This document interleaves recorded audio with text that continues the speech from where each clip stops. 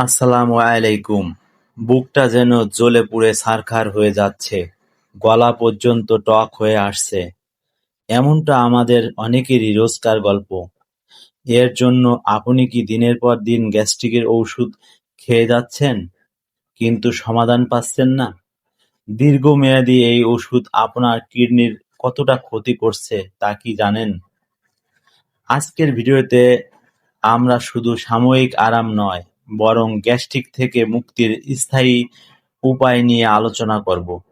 কেন গ্যাস্ট্রিক হয়, এর লক্ষণগুলো কী, এবং ঘরোয়া ও চিকিৎসা বিজ্ঞানের ভাষায় এর সমাধান কী?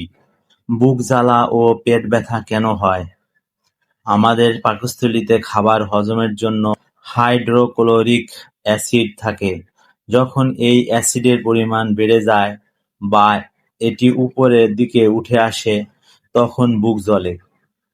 কারণসমূহ: অসময়ে খাবার খাওয়া, অতিরিক্ত ভাজাপোড়া, ঝাল ও তৈলাক্ত খাবার, খাবার খেয়েই শুয়ে পড়া, ধূমপান ও অতিরিক্ত ক্যাফিন, চা, কফি। প্রধান লক্ষণগুলো: বুকের মাঝখানে জ্বালাপোড়া বা চিনচিন করে ব্যথা, টক ঢেকুর আসা, পেট ফুলে থাকা বা গ্যাস জমে থাকা। ওষুধের ভূমিকা: অ্যান্টাসিড তাৎক্ষণিক আরামের জন্য, পিপিআই প্রোটন পাম্প ইনহিবিটরস যেমন ওমিপ্রাজল, ইসোমেপ্রাজল বা প্যান্টোপ্রাজল। এই ওষুধগুলো পাকস্থলীতে অ্যাসিড উৎপাদন কমিয়ে দেয়।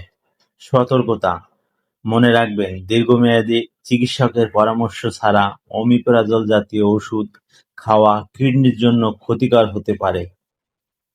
ঘরোয়া সমাধান ও প্রাকৃতিক প্রতিকার: আদা চা হজমের সাহায্য করে এবং প্রদাহ কমায়। ঠান্ডা দুধ পাকস্থলীর অ্যাসিডকে নিউট্রালাইজ করে। ডাবের পানি শরীরে পিএইচ ব্যালেন্স ঠিক রাখে। কলা, এটি একটি প্রাকৃতিক অ্যান্টাসিড। প্রচুর পানি পান, তবে খাওয়ার ঠিক আগে বা পরে বেশি পানি খাওয়া যাবে না। জীবনযাত্রায় পরিবর্তন: রাতে ঘুমানোর অন্তত 2 থেকে 3 ঘন্টা আগে রাতের খাবার শেষ করুন। একবারে বেশি না খেয়ে অল্প অল্প করে বারবার খান। বালিশ একটু উঁচু করে ঘুমানোর অভ্যাস করুন। ওজন নিয়ন্ত্রণে রাখুন। কখন ডাক্তারের কাছে যাবেন? যদি মল কালো হয়, রক্ত বমি হয় বা ওজন দ্রুত কমতে থাকে, তবে দেরি না করে বিশেষজ্ঞ চিকিৎসকের পরামর্শ নিন। আপনার কি এই সমস্যা আছে? কোনো ওষুধ খাচ্ছেন বা ওষুধ খেতে চান?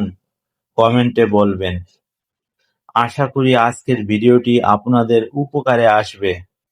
ভালো লাগলে এরকম ভিডিও পেতে সাবস্ক্রাইব করুন। সবাইকে ধন্যবাদ। সুস্থ থাকুন।